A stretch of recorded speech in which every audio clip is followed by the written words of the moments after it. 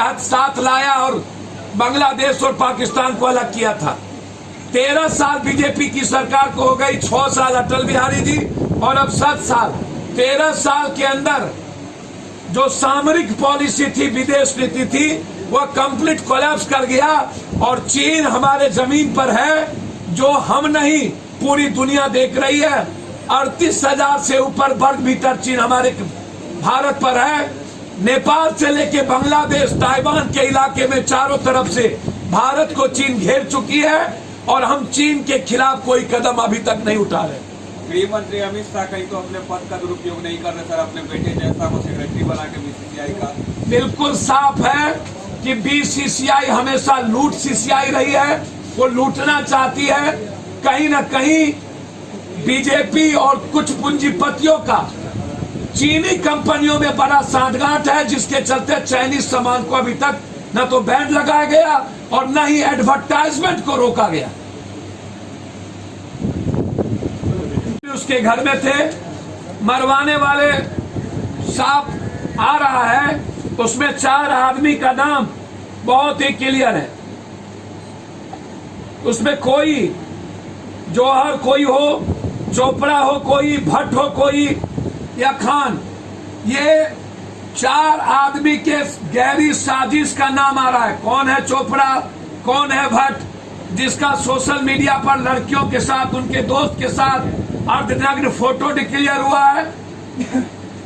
2 घंटे पहले जब वो जूस पिए, अभी तक मैं चाहता हूं महाराष्ट्र की सरकार, जहां पर ना तो कोई रस्सी था, ना तो कोई टेबल था, ना ही उनकी हड्डी टूटी, ना ही उनके जीभ निकले, ना ही आंख निकले, सुशांत सिंह राजपूत की इंक्वायरी सीबीआई से कराया जाए और 8 दिन के अंदर ये जो बड़ी बड़ी कंपनियां हैं, ब्रदर्स ग्रुप से लेकर के ये चोपड़ा भट्ट, यदि 8 दिन के अंदर कार्रवाई शुरू नहीं हुई तो एक भी इन कंपनियों के सिनेमा को बिहार में चलने नहीं दिया जाएगा और इनके खिलाफ पटना हाई कोर्ट में क्रिमिनल केस हम दायर करेंगे। भट्ट, चोपड़ा, ये जो जौहर खान, ये जितने लोग हैं, इनके खिलाफ हाई कोर्ट में 8 दिनों के बाद यदि यह सरकार सीबीआई इंक्वायरी नहीं करती है, नीतीश जी से मैं अपील करता हूं कि हर परिस्थितियों में आप महाराष्ट्र की सरकार और प्राइम मिनिस्टर को चिट्ठी लिखें कि सुशांत सिर्फ रविशंकर जी और घर पे जाने से नहीं होगा। डिप्टी सीएम जो लोग राजनीति करने शुरू कर दिए, मैं उनसे अपील करता हूं कि किसी भी परिस्थितियों में पूरा देश सुशांत सिंह की हत्या मानता है और सीबीआई इंक्वायरी चाहता है। इन लोगों के खिलाफ 2 साफ है, चाइनीज कंपनियों के एडवर्टाइजमेंट करने वालों के खिलाफ सुप्रीम कोर्ट जाएंगे और सुशांत सिंह राजपूत की सीबीआई इंक्वायरी नहीं होगा तो इसके खिलाफ, इन चारों के खिलाफ हाई कोर्ट जाएंगे। सीधा सवाल था। आज बहुत सारे लोग बिहार के निर्माण में डीआईजी साहब से लेकर पूर्व प्रत्याशी और सभी लोग ज्वाइन किए, इसके लिए बधाई। और नीतीश कुमार का ये डपोरसंकी, ये संप हाउस पर जाकर कुछ जवाब नहीं देना, घर में बैठकर भी वो पदाधिकारी को सस्पेंड कर सकते थे, डर उनको दिखा सकते थे। लोहा का संप हाउस डर नहीं दिखेगा नीतीश बाबू। मैंने आपसे 17 संप हाउस के बारे में पूछा कि वो 17 संप हाउस का टेंडर होने के बाद आज तक वो बिहार में पटना क्यों नहीं लगा, और जिनके 46,70,000 सभी जगह के जो टेंडर 2019 में हुए थे 20 तक क्यों वह पूरी नहीं हुई। क्या इस बार पटना 3 महीना जुलाई, अगस्त, सितंबर में क्या पूरा का पूरा पानी से डूब के नर्क हो जाएगा? यदि इस बार पटना पानी में डूब के नर्क होता है जुलाई, अगस्त, सितंबर में, तो मैं चाहता हूं रविशंकर जी, नीतीश जी और यहाँ के अन्य सांसद विदिन ए मिनट आपको रिजाइन कर देना चाहिए और एफआईआर लॉन्च होना चाहिए उस शहरी विकास मंत्री पर जिन्होंने कहा कि ये जो पानी जम गया ये कोरोना वायरस के चलते जमा था। मतलब कभी डेंगू आता है तो ठंडा के चलते आता है, चिमकी आता है तो गर्मी के चलते आता है, बाढ़ आता है तो नेपाल के पानी के चलते आता है, और पटना में जल जब जम जाता है तो कोरोना वायरस के चलते आता है। ऐसे मंत्री को बर्खास्त करिए, और इस बार यदि बाढ़ लगता है तो रविशंकर घोषणा करिए कि मैं राजनीति से संन्यास ले लूंगा। ये पप्पू यादव का सीधा आरोप है। धन्यवाद। और कुछ पूछना है तो आप पूछ सकते हैं। 70,600 रुपये की लागत से ड्रेनेज पंपिंग सेट का निर्माण कार्य जून 2020 में पूरा होना था, नहीं हुआ। 17 संप हाउस का टेंडर हुआ, आज तक वो 17 संप हाउस पटना की धरती पर नहीं आया।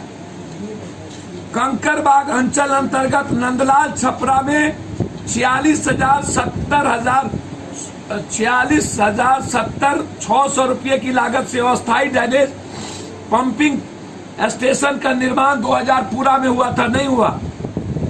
कंकरबाग अंचल दशरथ में 46,600 के लगभग पूरा होना था, नहीं हुआ।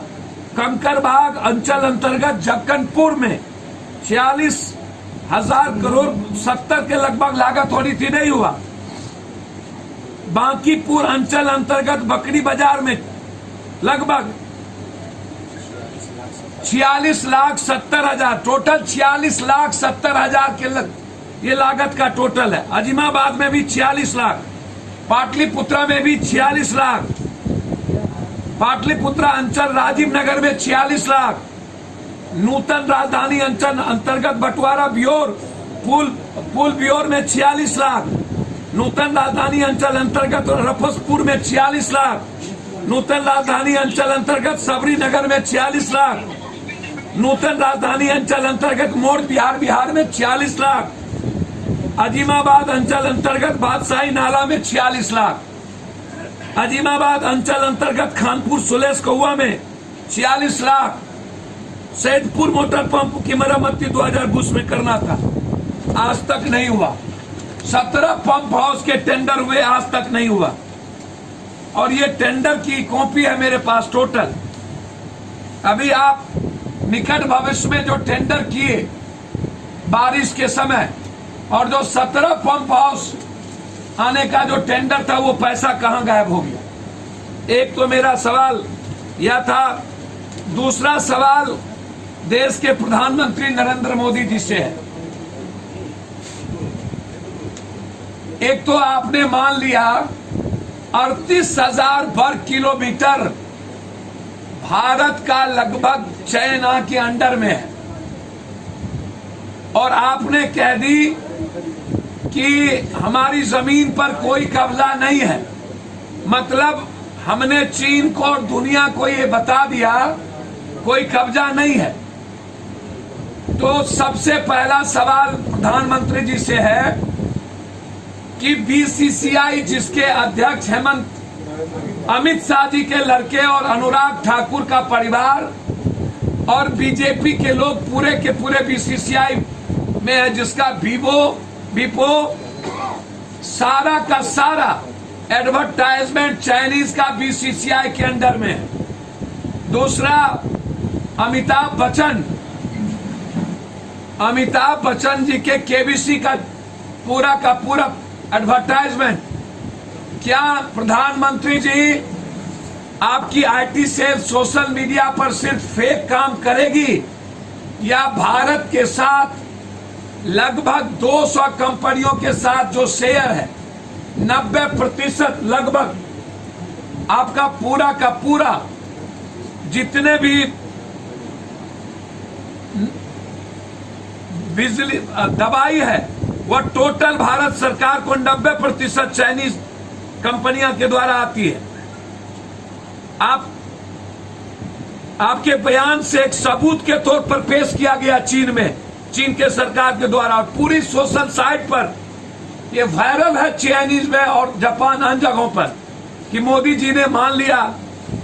मेरे पास अब आप देखिए, solar panel 75%, pharma block drugs 69%, consumer durables 45%, pesticide 50%, input जो चीन का urea 10%, plastic 44%, leather 38%, सेरोमिक 37%, auto compete 18%, tyre 30%, paper 17%, steel 17%। मतलब डायमंड भारत का जो चीन के साथ निर्यात है, diamond 36%, petrochemical 34%, cotton yarn 27%, sea food 22%, aluminium 1%, readymade garment. अब आप हमको बताएं, ये देश के करीब 90% खिलौना बाजार चीन का मार्केटिंग है, साइकिल बाजार में 50%, 80% मेडिकल उपकरण में चाइनीज के टोटल उपकरण है, 90% जीवन रक्षक दवाएं चीन से आता है, 95.54% $54 अरब 2019 में व्यापार हुआ था और 18.84 अरब डॉलर भारत ने निर्यात किया था। इस पूरे कारोबार में भारत को कुल 58 अरब डॉलर का घाटा हुआ। 58 अरब डॉलर। क्या क्यों चुप है? भारत की अलग कंपनियां में जो निवेश है 5.8 अरब डॉलर, जबकि भारत का चीन की कंपनियों में निवेश है 2019 के आखिरी में 0.98। क्या भारत सरकार एडवर्टाइजमेंट कंपनी को बैन करेगी बीसीसीआई पर? यदि और जो हीरो, वीवो, वीपो और बीसीसीआई, जिसको 8 दिन का मैं अल्टीमेटम देता हूं, मैं बीसीसीआई के खिलाफ कि ये किनकी मिली भगत है, इसके खिलाफ मैं सुप्रीम कोर्ट जाऊंगा।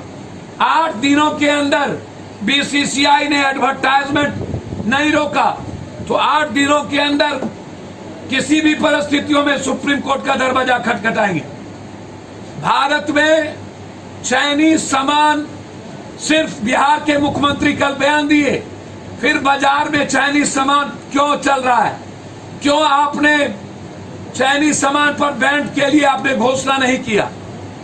जो बिक गया सो बिक गया। भारत की जमीन पर चाइनीज सामानों को किसी भी परिस्थिति में, चुनाव के पहले स्वदेशी और बाद में आत्मनिर्भर बनाने की बात करने वाले प्रधानमंत्री, लोकल और वोकल, क्या चाइनीज सामान के उत्पादन और कच्चा उत्पादन के बाद भारत कभी आत्मनिर्भर हो पाएगा?